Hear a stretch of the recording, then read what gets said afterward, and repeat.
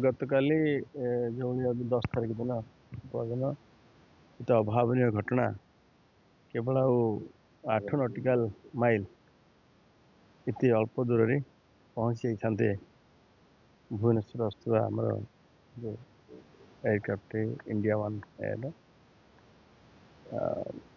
ଦୁର୍ଘଟଣା ଘଟିଲା ଜଲଦା ଗାଁ ପାଖରେ। ନवीन और तरुण पायलट समेत एठी सुशांत प्रभु अनिता एवं सुनील और सविता सुनील अग्रवाल सविता अग्रवाल 4 जन सवार थे 2 पायलट जो भाई भाव ये आसी मु देखुची 11 के भी लाइन भी इलेक्ट्रिक तार भी बाजी एवं घटना दुर्घटना देखला परे जी भी आश्चर्य हो समस्ते लोकल लोक भी आसते समस्त उद्धार कर तत्कालीन उद्धार भी कर आम समस्त सपोर्ट राज्य सरकार एक्सटेंड कर डीजी सी टीम सहित आमर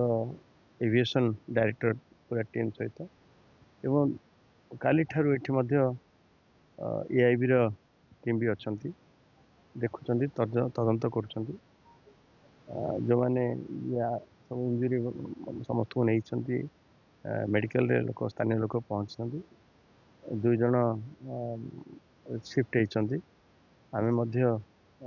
डॉक्टर को यू भुवनेश्वर आम एयरलिफ्ट करूँ हेलिकॉप्टर जरिया आम प्रस्तुत अच्छु जो सर्वोत्तम चिकित्सा देवे एवं एभलिया जो दुर्घटना घटिला तार पुनरावृत्ति न हुए कहीं घटिला से आम चिंतित मु तो निश्चित भगवान धन्यवाद दी भगवान आमको रक्षा करदे ये बारिपदा पर ओडिशा रे बोधे द्वितीय घटना एवं भारत वर्ष एभलिया घटना कोटी घटी समस्ते गोटे प्रकार सुरक्षित भाव उद्धार है ये आम माने भगवान का आशीर्वाद। मु 10 तारीख 12:27 रे सी ये समस्त माने 2टा एमती हम 1:30 एमती हम गोटे कि 1:30 1:17 एमती मु प्रथमत आपण मान को खबर भी देली जे एत बड़ घटना घटीगला एवं ये देखला केते बड़ दुर्घटना घटी से आम चिंतित भी अच्छे आम इन्वेस्टिगेशन चलती चिंतित भी अच्छे।